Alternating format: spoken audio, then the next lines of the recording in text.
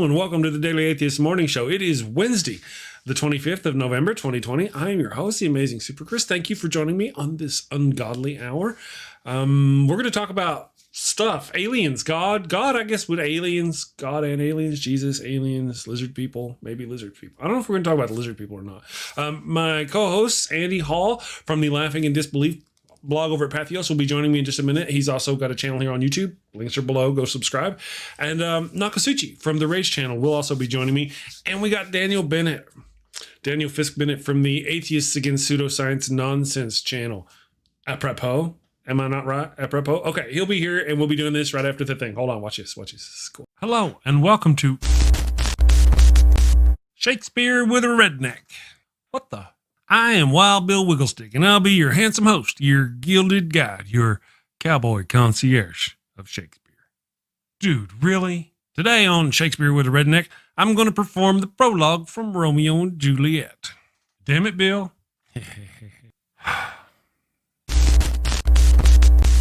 Two households, both alike in dignity in fair Verona, where we lay our scene. From ancient grudge break to new mutiny, where civil blood makes civil hands unclean. From forth the fatal loins of these two foes, a pair of star-crossed lovers take their life, whose misadventured piteous overthrows doth with their death bury their parents' strife. The fearful passage of their death-marked love and the continuance of their parents' rage, which but their children's end not could remove, is now the 2 hours traffic of our stage, the which if you with patient ears attend, what here shall miss, our toil shall strive to mend.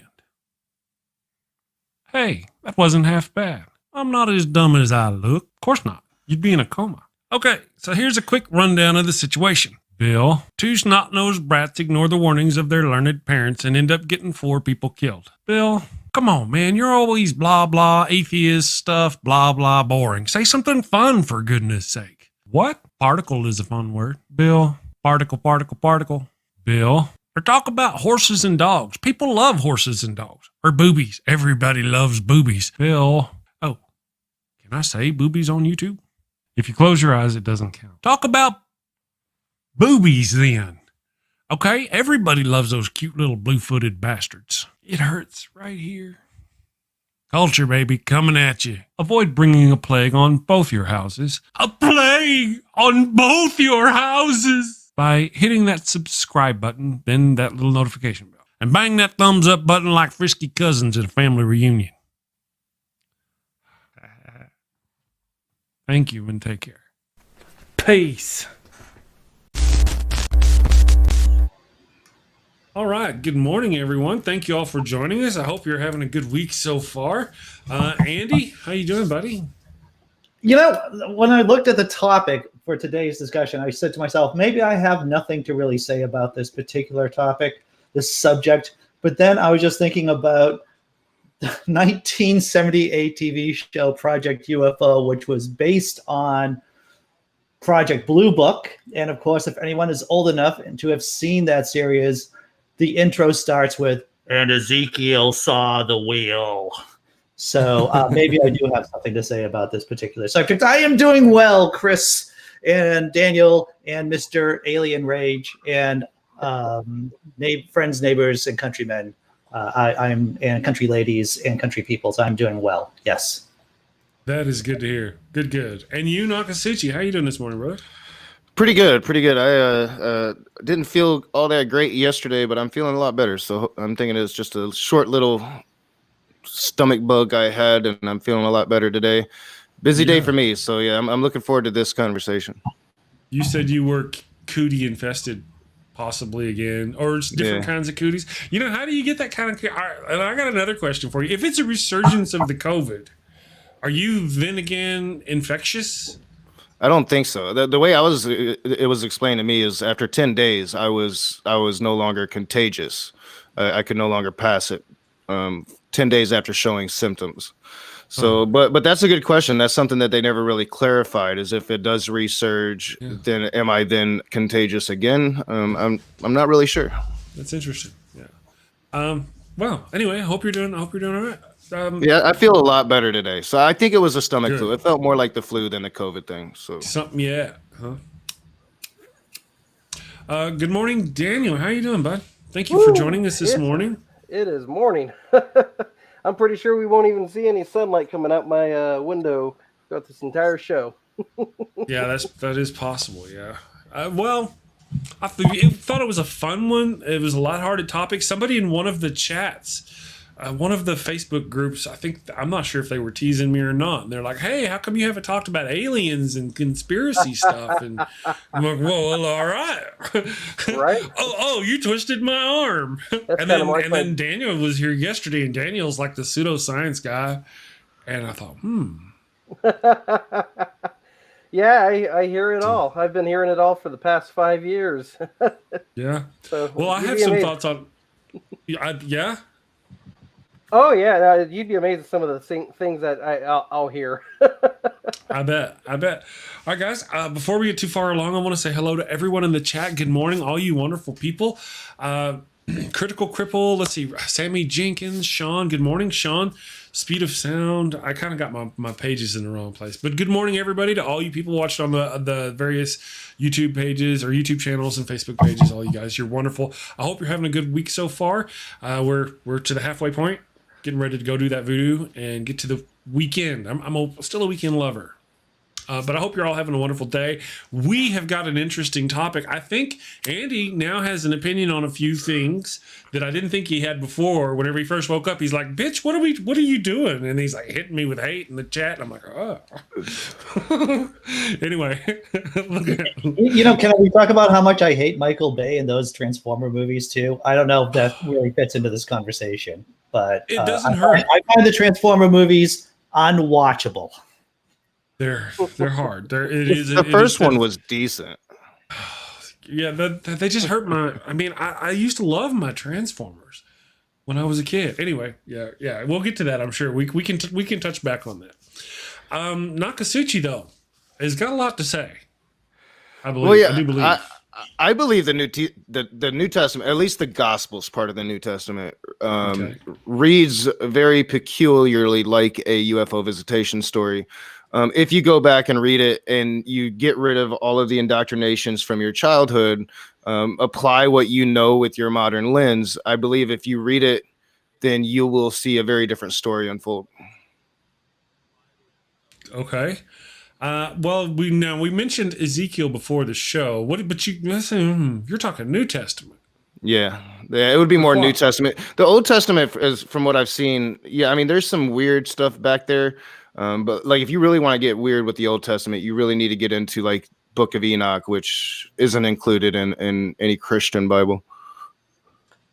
Star of should David. have had Richard on. The Star of David. Yeah, Richard. Mr. Rage. Is that a UFO or not? I'm not. I'm not sure. I'd have to ask Richard on that. Because the Star of David moves. It can't be a star. It can't be any kind of regular heavenly object, right? Mm-hmm.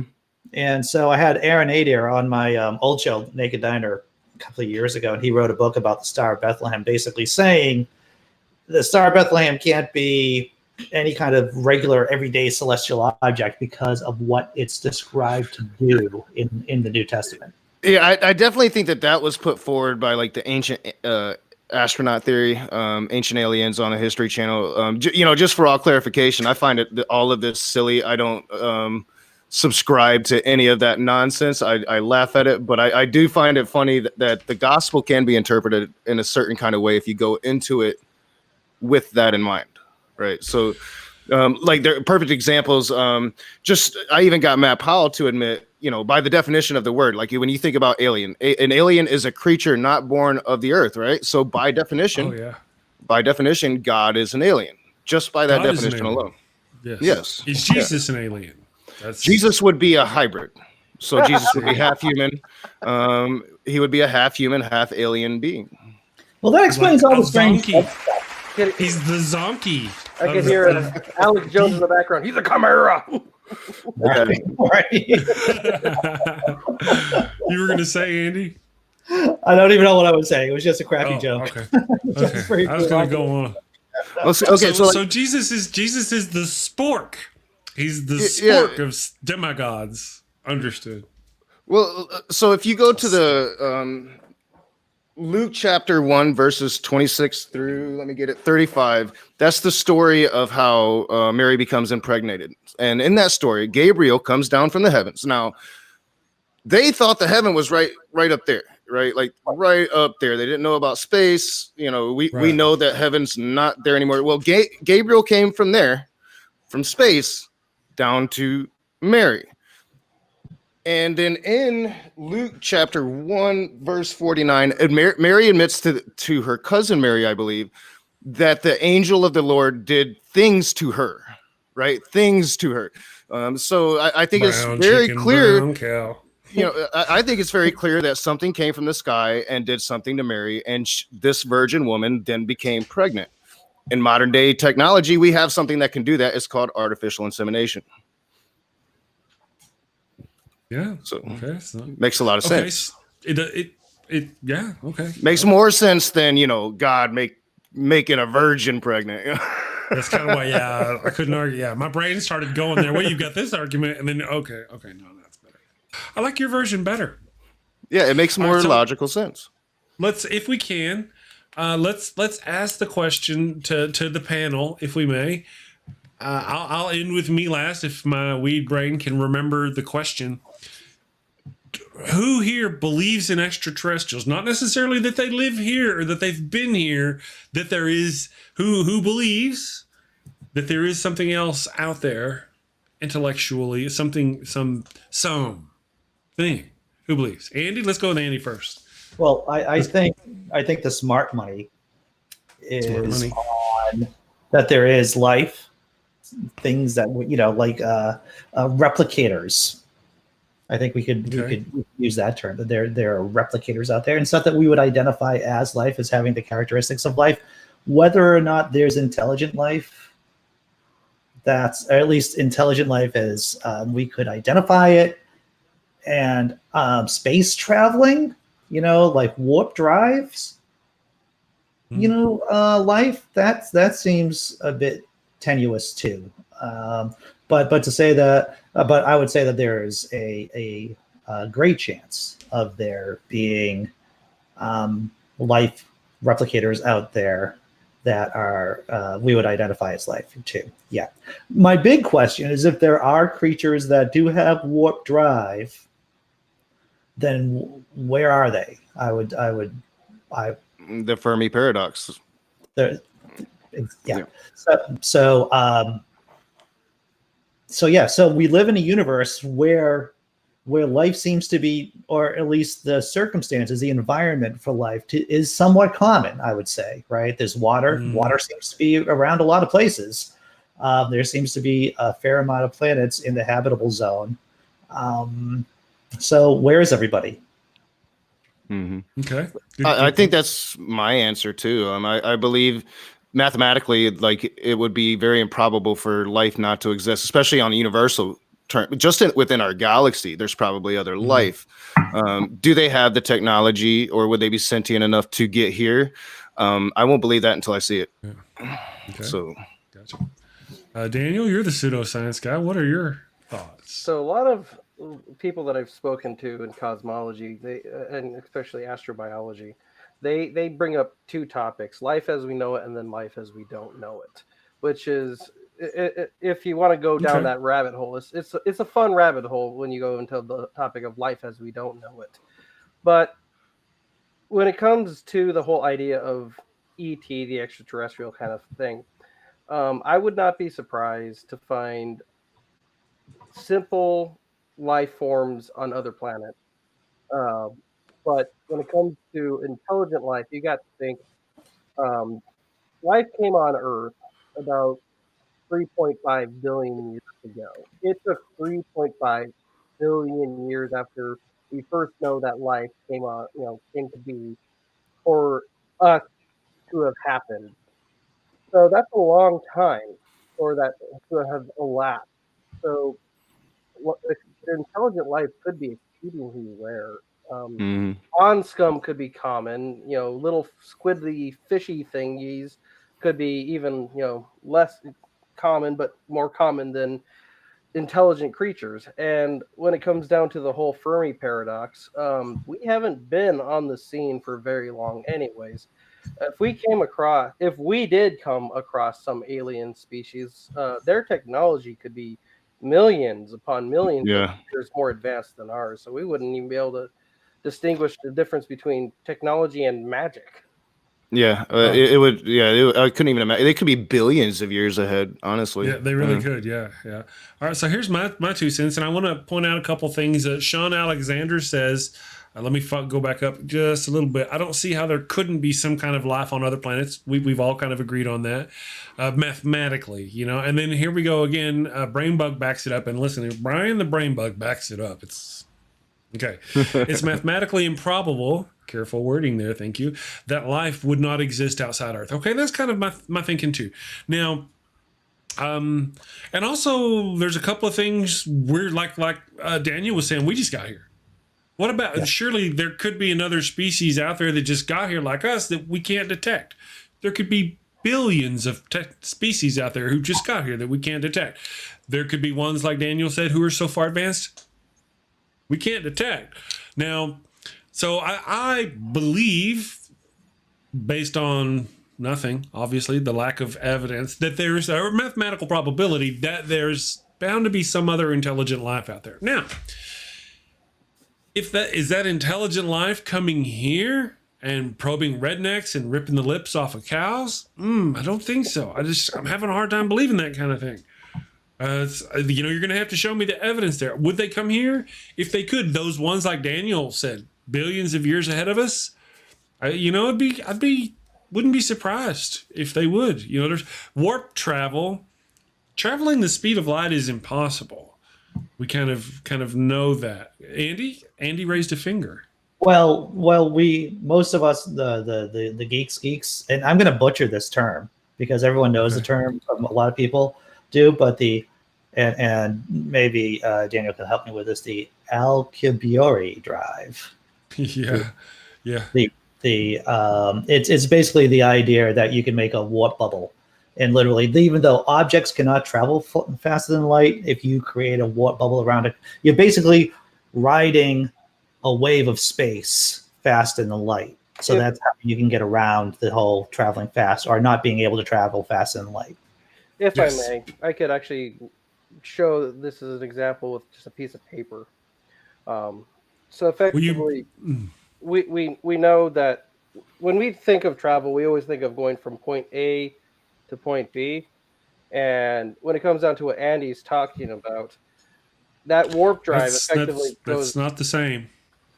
That's not what Andy's talking about. There are two different ways. You're talking about like a wormhole, like Stargate. That's what you're talking about. Yeah. That's not what Andy's talking about. Andy's talking about. It's basically you create a wave. You put your spacecraft above the wave, and the wave travels faster than light. It doesn't mean that your object is moving fast. I know it's weird, right? I mean, but yeah, I believe the theory of it was developed by a graduate student back maybe in the 60s or the 70s. Once again, people in the chat probably know this more than I do. It was 1994. Miguel Alcubierre proposed a method for changing the geometry of space by creating a wave that could cause the fabric of space ahead of the spacecraft to contract and the space behind it to expand, shooting the spacecraft faster than light. There was actually something in the news maybe about a year ago, 6 months to a year ago, because the amount of energy it would take to actually make the drive work is like an incredible amount that makes it, unrealistic for us to do. But there was a scientist, and I'm just pulling this out of my memory banks here, who came up with a way to tweak the equation so that you wouldn't have to use as much of a massive amount of energy to do this. I do know that we are trying to come up with different propulsion systems that would at least allow us to explore a lot more of our inner galaxy, the galaxy that's immediately around us. And we also are actually coming up with ships that would use solar sails, and they would be generational ships. You would colonize the ships. It would take a long time to get to where you're going. But this would be a way for us to reach some of these planets that are in the right spot to have life, to see if there's life there. But there's a whole lot of issues, and we're not talking within our lifetimes or even within my daughter's lifetime. We're talking several generations ahead. Right.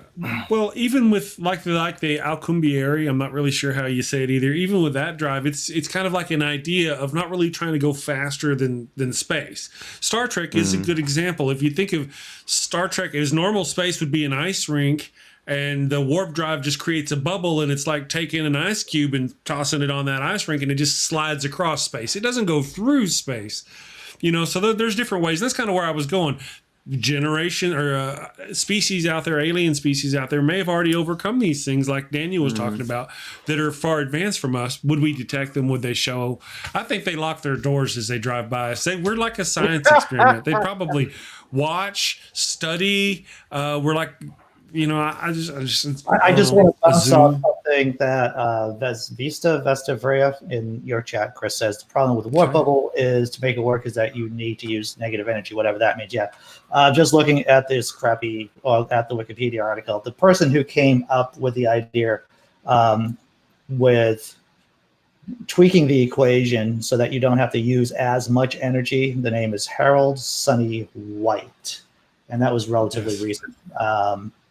So yeah, definitely, it's not something that we will be able to see, more than likely, probably within our lifetime, within our children's or our children's lifetime. But it's just like, at least this is how I think of it. It's like how people didn't think you would be able to break the sound barrier at some point, right? Yeah. I think, and who knows? We could have another burst of technology to where these things do end up happening a lot faster. You never know what we really don't know the effects of AI, what that will be until it goes online, right? So, right. And if we even barely get the workings of gravity of any kind of way, like gravity plating to where we could do gravity, because that's kind of where with the Andes, the Alcumbier drive, it uses gravity to get that wake going in space-time. So if we could get those kind of things going, any kind of mastery of gravity, like we have light and such, that would be major. I find hope in the fact that the smartest people in the world are working on these things now, well beyond our technological capabilities. They're dreaming, they're hoping, and that's how we're going to get there. With those AI that helped. Yeah. It's funny. I just want to speak to what Vesta just wrote in your chat once again, Chris. This video by Sabine Hassenfelder, who's a physicist. I actually saw part of that video literally just like 5 minutes before I came on the show, Vesta. I started watching it. It's like, oh, okay. I'll just have to click back to that because I got to enter the backstage and get ready for the show. But yeah. There are videos about the drive and about the problems with the drive on YouTube. Is it the same one you're talking about? Yeah, it's the same basic idea about creating a water bubble and just moving space faster than light. That's cool. That is cool. I mean, it wouldn't take very many breakthroughs in our lifetime to get us to that level. Yes, it would take breakthroughs, definitely. I think maybe and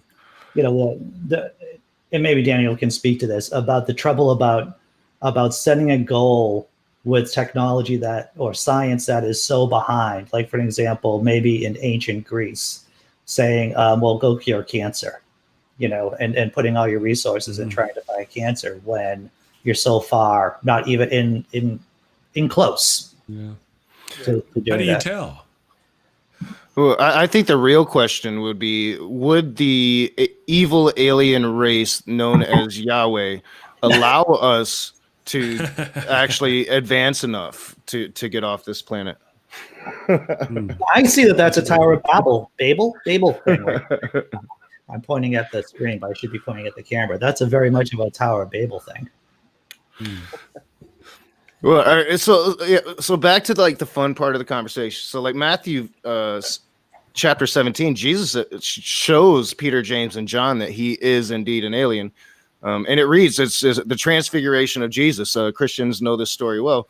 After 6 days, Jesus taketh Peter, James, and John, his brother, and bringeth them up into a high mountain apart, and was transfigured before them. And his face did shine as the sun, and his raiment was white as the light. And behold, there appeared unto them Moses and Elias talking with him. Now we know Star Trek. These aliens beamed down as he was revealing himself to his 3 greatest apostles. Oh, that's another good one too. Does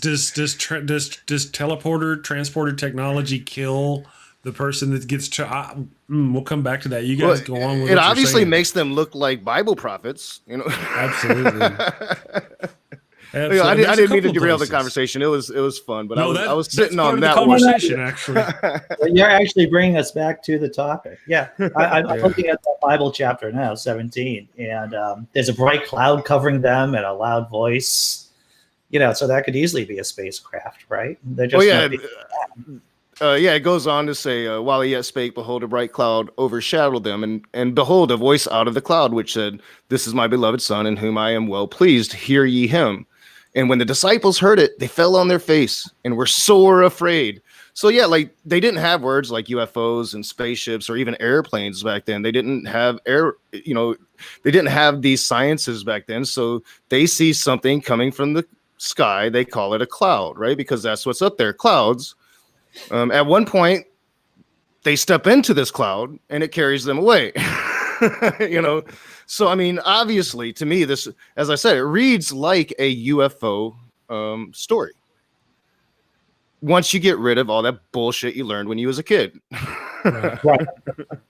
Yeah. So there are several examples, not just Ezekiel, then, that have extraterrestrials popping in. Of course, naturally, now we know that God, any creator God, cannot be from Earth. Yeah, it's just kind of, you can't be from Earth and then create Earth. You know? I should have brought my clip of Matt Powell saying, "Well, by that definition, yeah, God's an alien," because that's just, you know, it's Matt Powell. It's brilliant. So. Yeah, that's why earlier I tried to separate it out. Surely God is an alien, but what is Jesus? That was the difference. You know, God is an alien. How many of the angels or heavenly beings are also extraterrestrials? Well, yeah, I don't have the verses to back this up, but I do have the verses, and I could, if anybody's interested. Maybe we'll talk about this on my open room tonight. But there are verses that actually describe the angels, and some of them are the 2 little beings worshiping the alien on my avatar here. But sometimes it's describing a freaking spaceship. When Jesus comes out of the tomb is one of those times where you could really look at it and say, hey, a spaceship is like right up there and it's causing the ground to rumble and do all of these things. I mean, it's crazy stuff. It's crazy stuff if you really read it without all that crap. This kind of reminds me of this whole Heaven's Gate, like that Heaven's Gate thing from when the Hell-Bop comet came by. I feel like it should be putting on Nike shoes, having this conversation. Well, the only true description of Satan in the Bible comes in the New Testament, and I don't have that verse either, but it's basically something that is as fast as lightning, right? So something very fast. I mean, and that was the physical description of Satan in the New Testament, was something as fast as lightning. Well, what is fast as lightning? A damn spaceship. I have to. Effectively, we have Klingons and we have Vulcans. Vulcans.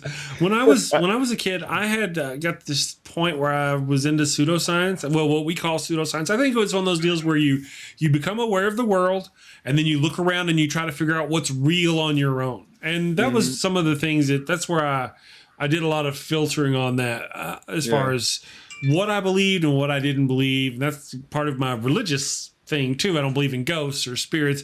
Aliens, I believe in aliens. I could be convinced with little to almost no effort, because I'm biased. I admit that I'm biased. Little to no effort that I'm predisposed to want to believe in. I just want to know what the Bigfoot alien connection is.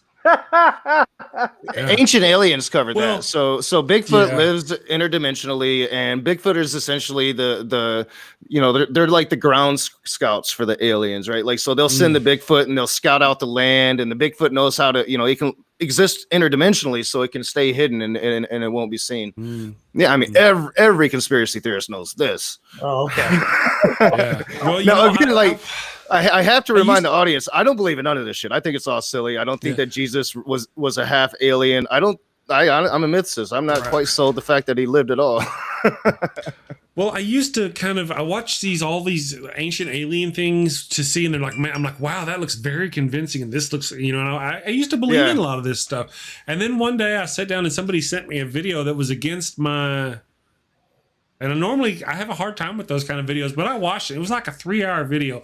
And it talked about, you think this is an alien working a spaceship on the lid of this thing in Aztecs? No, this is a guy talking about the tree of life. And it shows how it just makes, and just kind of disproved all of my ancient alien connections. I'm like, I tell you, Megan of Digital Hammurabi, Dr. Josh's wife, she has probably the best takedown of the ancient astronaut theory that I've ever seen. I mean, she holds no bars and destroys it. Yeah, I'm not saying it couldn't or didn't happen. I'm just saying that the things like that we talk about. I would not be surprised if we bumped into an alien and they're like, "Hey, we got video records of them building the pyramids. Check this out." I'm not gonna lie, I got sucked into it. I got sucked into it too, Chris. That's why I wrote a paper.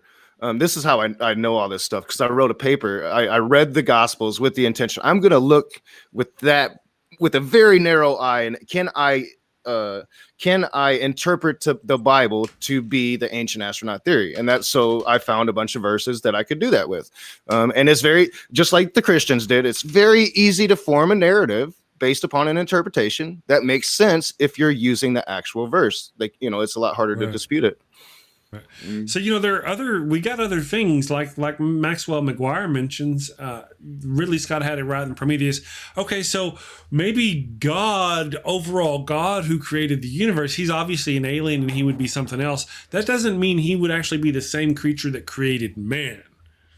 Like Prometheus, I mean, God, if you will, outside created the universe. There's a universe over there. Now he goes and takes a shower, and while he's taking a shower, the species evolves, and it becomes like he says, the Prometheus, the engineers, the Prometheus story, and they seed Earth later, because there have been indeed billions of years where it could be that other species are ahead of us, and we're like the second generation. Third generation. Well, and I think that would fall in line. So like they would seed the planets, right? So they would seed these planets, and then they would go out and visit these planets once they had estimated life had gotten to a certain point, right? Like, I mean, they would be able to mathematically. I mean, they would be so much farther advanced than we would. Than we would be. I think almost the deal, though, the trickery of the math is that it's almost statistically unlikely for that not to be the case. Not for us necessarily, but for somewhere in this galaxy with hundreds of billions of galaxies, somewhere in this universe with hundreds of billions of galaxies with hundreds of billions of planets each, there's bound to have been a species that evolved somewhere and then thusly went on to spawn other races on other planets. It's almost statistically, I would think, maybe possibly. Are they near us? Are we going to see them? How far away would the improbability, if that is possible, would be so unreal that the notion that we'd ever see them is just fantastic. I believe, by the theory that the history channels put forward, the Anunnaki came from planet X, right? So it's that unknown planet in our galaxy that has that long orbit, and every once in a while it came close enough for Earth so the Anunnaki could come and play gods. I mean, everybody knows this, right? We all know that. What's wrong with you people? That's right. I was going to write an Anunnaki movie at one point. That's how fascinating I was. I was just fascinated by all of this crap, Well, I enjoy science fiction, but also me too. I know there's a difference in my mind. I understand there's a probability. I also understand there's a likelihood, and I just can't. I can't bring myself to say. All I can say is that I believe there's other intelligent life out there. Beyond that, I don't.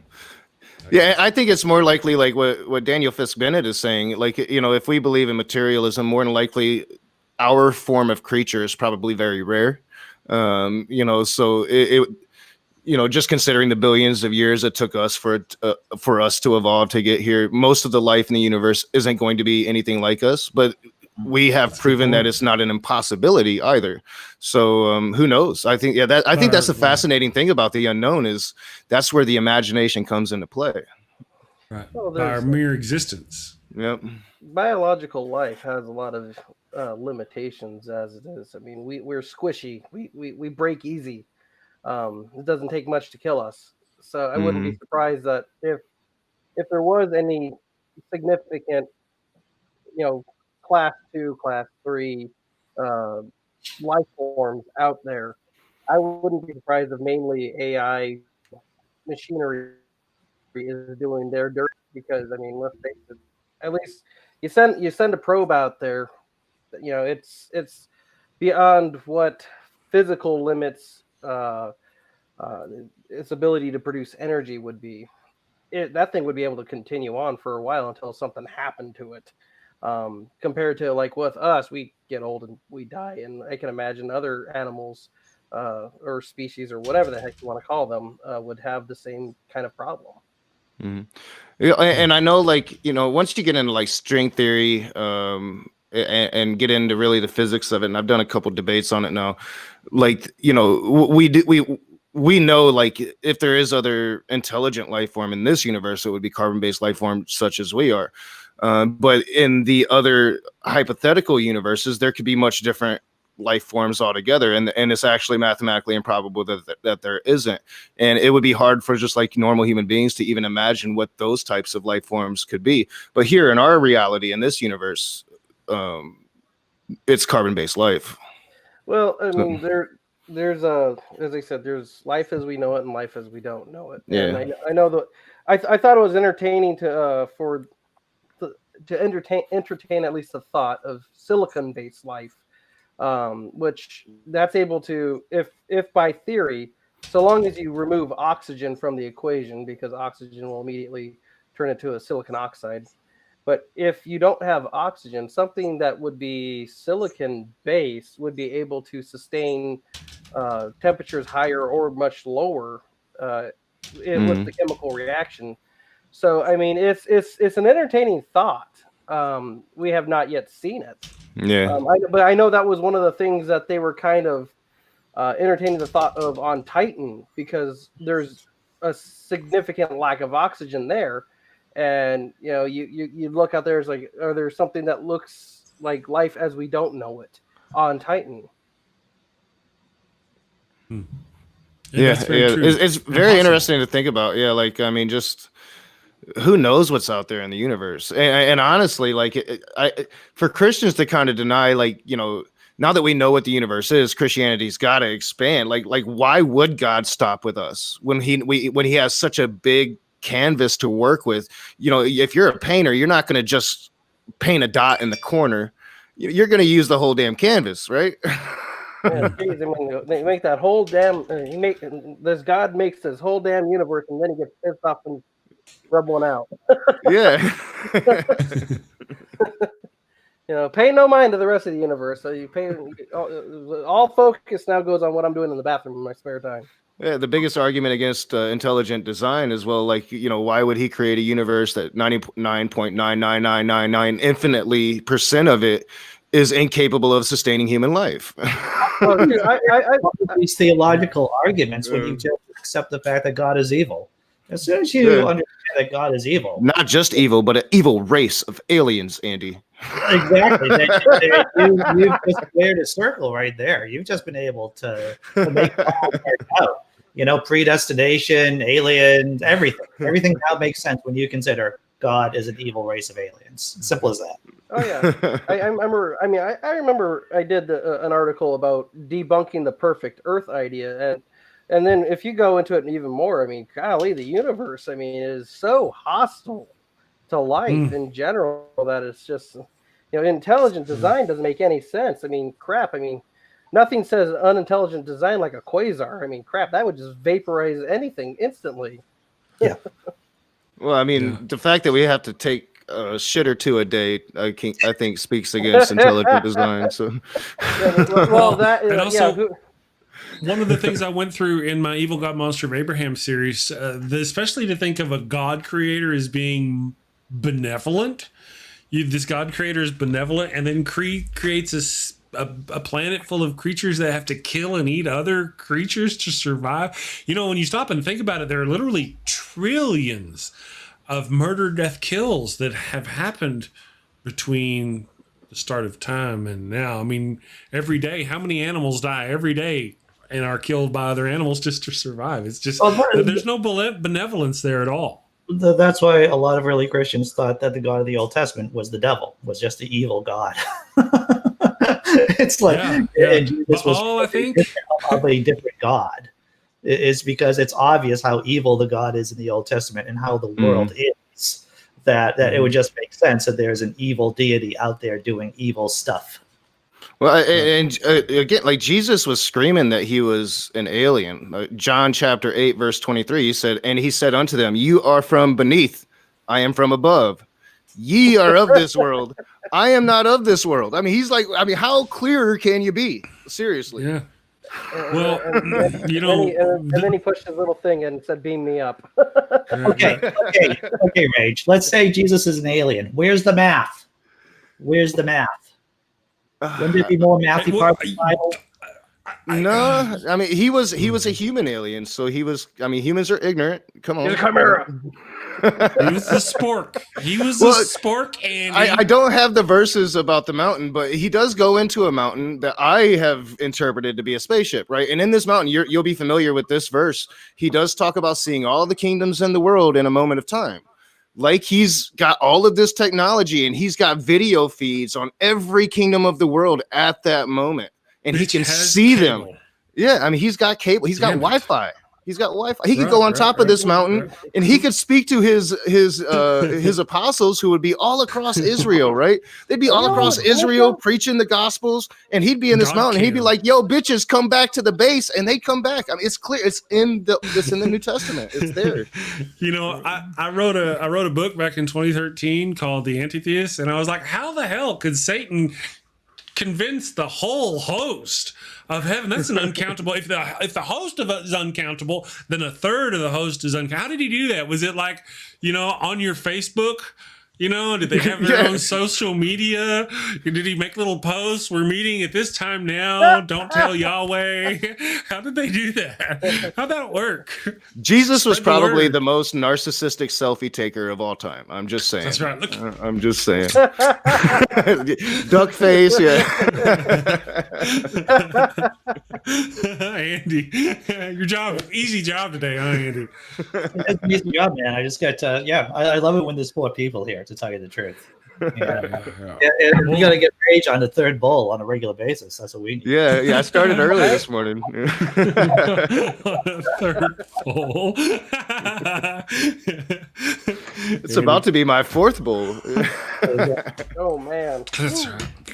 So there's just different types of ways that we could think of as God/aliens. We've seen various different examples in science fiction. One of the ones that I thought was brought up by Daniel Fisk Bennett brought it up was the wormholes. When he was doing the little paper like that, and then we had Stargate, Miss Cindy Plaza talking about wormholes and how with Stargate they actually. It's a lot of the alien God theory that we know be debunked, but it's fun, at least the science fiction of Andy. Your bench in the in your chat says, Chris, he mentions the monolith in the desert that they found. Yes. 2001. Someone has to be a big fan of Kubrick out there just to create the monolith and to drag it out into the desert and to bury it in, or at least to make it stationary. So and they say it's nearly impossible to get there unless you fly there. So somebody took a lot of trouble to put that damn piece of metal there. Are you saying aliens? No, I think that a Stanley Kubrick fan definitely. A rich dude probably. Yeah, I would almost. Oh man, if I had a bunch of money, I would mess with conspiracy. Me too. Time. Oh, dude, I would have so much fun with it. I would have so much. I would leak emails about the Illuminati and New World Order. Oh, yeah. I'd be sending things to Alex Jones all the time just so I can have a laugh. I always said that in case I ever make enough money off social media that I don't have to have a job. Like I'm going to go back to a job pretty soon once the vaccine's out. That I would just slip right into Operation Mayhem. That's all I would do. I would just kick it, move it out of Fight Club and start Operation Mayhem. That's what I would do with enough cash coming in. And who wouldn't? Oh, yeah. Gotta have hobbies. Gotta have hobbies. I've wondered about that. Go ahead. just go over to like Utah or something like that and go plant a T-Rex skeleton holding a tablet with with the Ten Commandments or something on it. Watch everyone lose their minds. Yeah, I spoke earlier about when they went into the cloud. That was actually Luke chapter 9 verse 34. He says, "While he thus spoke, there came a cloud and overshadowed them, and they feared as they entered into the cloud." All right, I think we all know you can't go up into no cloud. It's just condensation. You're gonna fall.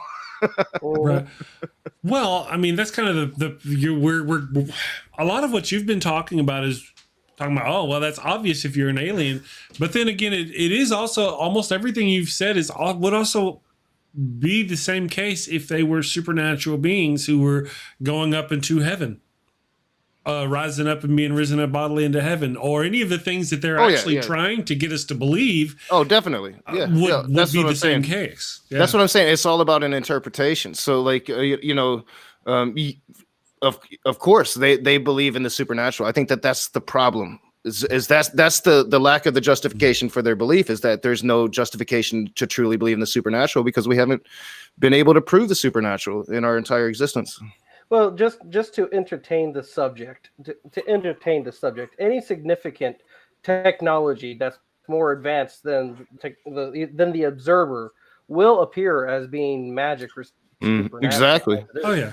Exactly. So yeah, even if they were supernatural beings to those people, then they would probably still be supernatural beings to us because we wouldn't even be able to comprehend the technologies that they would be using. I'm surprised it took 45 minutes into the show before any of us said that. We all know it. It's all like common science fiction trope. Yeah. Who's a god? What would be a magic? And science is magic. Yeah. Wow. Yeah. We did it. Go us. Well, I would say that, and once again, this is not to create an original thought of mine, but I would say that a supernatural element, a supernatural creature, or a god creature would not use the laws of nature, scientific principles, to do what it needs to do. That's the difference between like a miracle and magic. Magic is like proto-science, right. Well, maybe science that we don't understand. There's rules to science and to magic, supposedly, right? Though in magic it doesn't work. But with a miracle, it is the usurpation. It is the overturning of the law of nature. Yeah, it's what makes it really hard to pin down the new interpretation of this Christian God. We have to remember, like, God wasn't always what he is now. He wasn't always this being that existed out of time and space. Like, he was literally a being that walked the Garden of Eden. This new interpretation of him being this spirit being that runs this universe, that can just like beam into our minds and subconsciouses, and that's how he reveals himself to us. There's no way we could pin that down and disprove it. That's the hard thing about this new modern claim. Well, the thing is, if you don't know how to disprove a claim, maybe the claim is crap. Exactly, the claim is crap. I'm misquoting, or maybe I'm just paraphrasing Karl Popper. But you have to figure out how to. If you're going to make an assertion, there should be a way for you to be able to disprove the assertion. The rule of falsifiability. Right.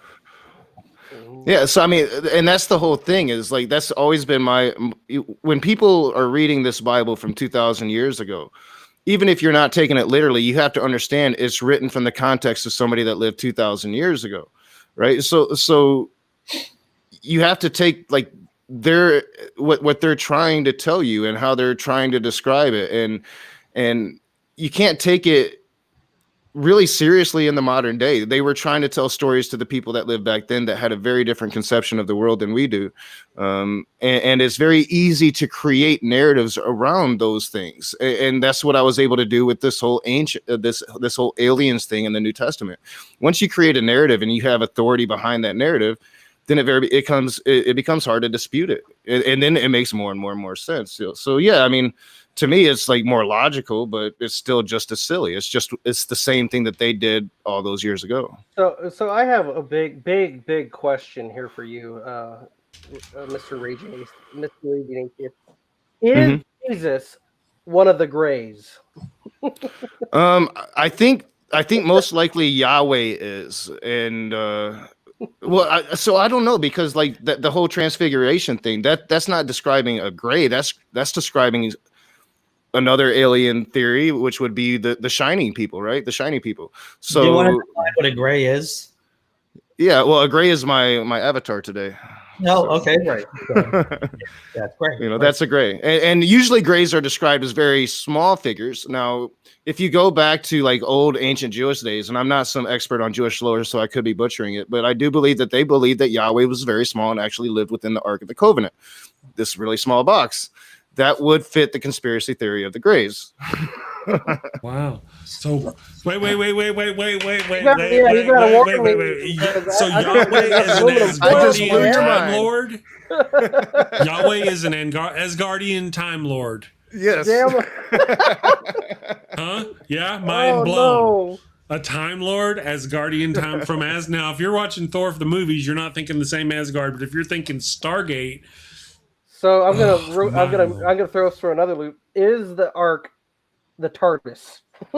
Yes, that's what I meant. Yes, the Time Lord, because he's in a box that's like multi-dimensional, whatever. I don't remember. It's been so long. Yes, good thinking. Put those together. That's good. I knew this was going to be a fun conversation today. Yes, we should do this again. I'm all about. Well, you know, I still I miss my Sci-Fi Saturdays, because Sci-Fi Saturday was indeed fun. It was just, you know, when you throw religion into it again, I need to do something. I got a thing in my head that I got out, and I need to get it out there. And it's just I need to do. Oh yeah, I mean we need to get like the on the radio talk little push buttons of Alex Jones screaming for everyone. That's not a bad idea. Well, did any of you guys grow up listening to what the hell was the name of that show? Damn it, there was across the country is like an AM radio. Oh, it's like pseudoscience, nutbag. Oh yeah, the one about the aliens, the George guy. I can't remember his name. Yeah, they had like flying rods and little like rods that are here all around us all the time. We just can't see them; they're moving so fast. That shit was crazy, man. I used to listen to that when I was in somebody in the Insomniac. chat knows what we're talking about. They'll get our brain. Oh yeah, I remember they're also talking about like lines on the Earth that are like special that had some sort of power energy. Ley lines. Everyone knows about ley lines. Yeah, you know, they're the magical power, you know, river that run around the planet. Sure, ley lines. Yeah, that's why all the pyramids are on ley lines, right? Because if you're making stuff up, you might as well put the line right across the pyramid. That's where I'd put it. Yeah, right. Power me. Well, you know, I wonder if you incorporate one lie into another lie, you know, and this is a mathematical equation, which someone's much smarter than me can figure out. If you have one lie and if you link it to another lie so that they reinforce each other, does that make it a stronger lie for people to believe in? Mm-hmm. That's an interesting question, because then you can link all the lies together. You're doing the whole corkboard yarn tying there. Well, yes. I think especially if it's a lie that you're taught when you're very young, and then all of the adults that you know believe the lie, and all the adults that lived before them believe that same lie, and it goes back and back and back, and it becomes harder and harder to escape that lie. It's not even really a lie anymore. It's just the reality of your perception. Well, thinking out loud, you have this superstructure of lies, and so we see this in front of us, right? We see this with religion, of course, and then it being attached to different other lies, like climate change, for example, or anti-maskers. You see, and you're right, Rage. When you start off early with a base foundation of lies, it's easy to attach other lies to that. Mm-hmm. Yeah. Well, I was reading the article that Chris the maths on this. Someone's had to have done the maths. I was reading the article that Chris shared, I think it was yesterday, from Scientific American on conspiracy theory and how these people, well, if you believe in one thing, you're more than likely to believe another thing. And this is something I've seen in the past a lot, where you'll find that these anti-vaxxers are also anti-vaxxers. There are also climate change denialists. There are also evolution denialists. They'll believe in things like ancient aliens and ley lines and all these other. And you find that their mind is just scrambled eggs. Well, if I may, also I believe it's the other way as well. People of a liberal mindset tend to have the similar characteristics as well. But yeah, the people who on the conspiracy nutbaggeries, people tend to believe their mindset seems to line up with a certain population group set. Well, they have there's separate sets of lies and delusions. With us on the left, we have a lot of anti-vaxxers. Well, actually, That's true. it's funny that you say that, but anti-vaxxers are also a lot on the right as well. They found a positive correlation between QAnon supporters and anti-vaxxers. Sure. Not to get too off task. I mean, Alien Jesus is so funny to talk about. No, that was good. Yeah. Randy Quaid is cute. Randy Quaid is crazy. That man. Yeah, he's cute. He's cute. I'm pretty sure that I discovered who Q is. It's Randy Quaid. It's Randy Quaid. That would be unfortunate for everybody, wouldn't it? He's an alien. Is Q? I was about to say, is Q a gray or is Q one of the shiny people? Or Q is the lizard man. We brought him in, Andy. We got him in. Okay, we good. figured it out. You were saying, Andy? Andy's me. A serious question and realized this was not the forum at this particular time to ask it. This is not the place. Yeah. We have long since checked logic out at the door. We gave up on that earlier today. Yeah. Well, actually, what I was thinking about whether or not anti-vaxxing was more prominent on one side than the other side, like left versus right. And it just depends. I mean, you got your super granola hippie people on one side, and you have Bill Gates is putting chips in it on the other side. And one of my favorite insults to those people is I just laugh at them and say, "You're not worth microchipping." No, that's true. They microchip themselves. They got the phones and everything needed to track them is already there. Oh yeah, but there's no need. Here you are. I thought we were supposed to leave logic at the door again. True enough. Well, the article you were talking about the differences, there's a similarity and differences of belief styles of those people that I posted the other day. I wrote a sci-fi article, and we get attacked by an alien species. And one of the things they do is they release a virus into our population. And depending on the brain structure, hence the article, which you guys just read about last week, depending on your brain structure, the virus would do different things, or this pathogen, whatever, would do different things. If you were of that mindset, it would heighten your likelihood to start being more religious. You always go to church or whatever. If you were not that mindset, more liberal minded, of a liberal mindset, they just kind of killed you off in a graphic manner, like the blood coming out the eyes. That's what the virus would do, which went to further the stigma created by the people on the right who saw this, and they're getting driven towards their church because of the thing going on in their brain. So there's a definite brain structure difference. Well, me and the nurse wife, studied out the brain difference. There were studies done, the differences between conservative minded people and liberal minded people, and we played on those to write the novel. Sure. And now we've got that study from Daniel Fisk-Bennett. So there we go. Okay, I'm going to do a thing about that one of these days. I'm getting ready. I'm tired of not doing something about it. Anyway, I think we've done the hour. We did the hour. Yes, we did. Yeah. So guys, you guys are wonderful. We're not going to broadcast tomorrow. I'm going to drop pre-recorded shows tomorrow for those people who want to watch, who like watching our stuff. I'm going to drop a pre-recorded show. If you watch on Andy's channel or Nokasuchi's channel, I'm going to go back before we started streaming to your channel, and I'm going to drop a video that you haven't seen. So please come and join us tomorrow and Friday for our, they'll both be recorded shows. Us three guys, we're going to take a break for those kind of things. Nokasuchi will still be streaming because that's all he does. He's just a stream machine. Yeah, I'll be streaming. Yes. So and don't bounce out yet, guys. We still got the commercial. I want to show you all the Wild Bill before you head out.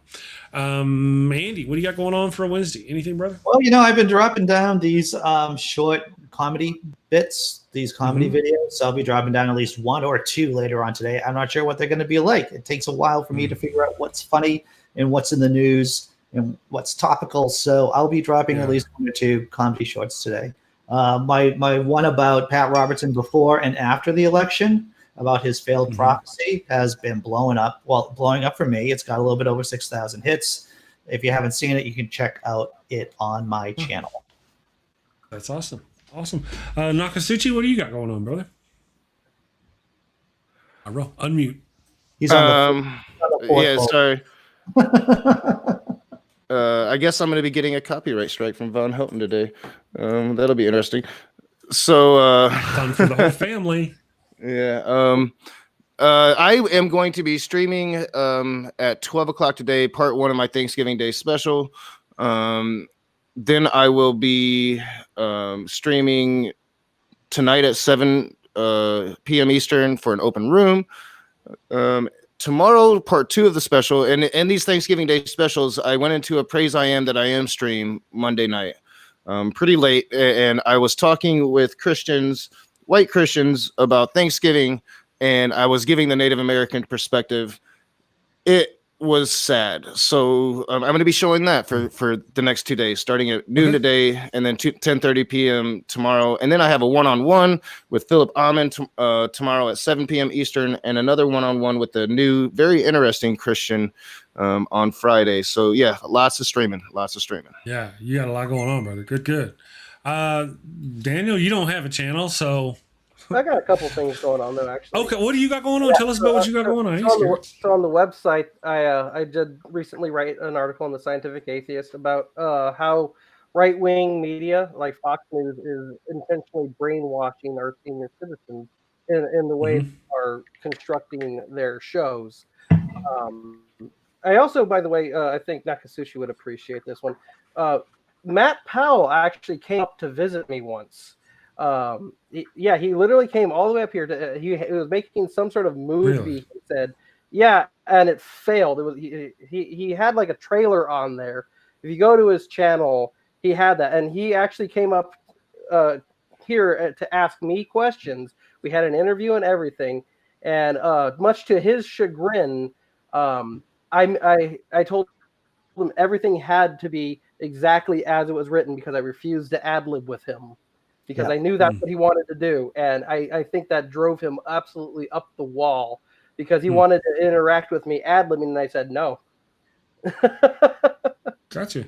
So there's actually also on my website, you can see Matt Powell asks me a bunch of these questions, and you can see my responses. And that's exactly, I kept it as is. And I don't think Matt Powell liked that I refused to get into the mud with him. Right. Yeah, that's funny. That's funny. That's awesome. He does make the rounds. Yeah, I might be debating him again soon. You'll have to tell us about that. All right, guys, I'm going to go ahead and wrap it up. I'm going to run the Wild Bill commercial. You guys have a wonderful day. We will see you tomorrow. Happy Thanksgiving. If you're into Thanksgiving, if you're not into Thanksgiving, we're not really into it. We're just taking the day off. Wife's getting the day off, and we're going to enjoy it. And I'm just going to spend the time with the wife. So you guys have a good one. We will see you Monday. Have a wonderful weekend. Take care. Hello, and welcome to Shakespeare with a Redneck. What the? I am Wild Bill Wigglestick, and I'll be your handsome host, your gilded guide, your cowboy concierge of Shakespeare. Dude, really? Today on Shakespeare with a Redneck, I'm going to perform the prologue from Romeo and Juliet. Damn it, Bill.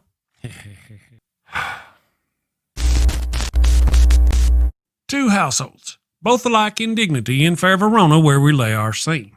From ancient grudge break to new mutiny, where civil blood makes civil hands unclean.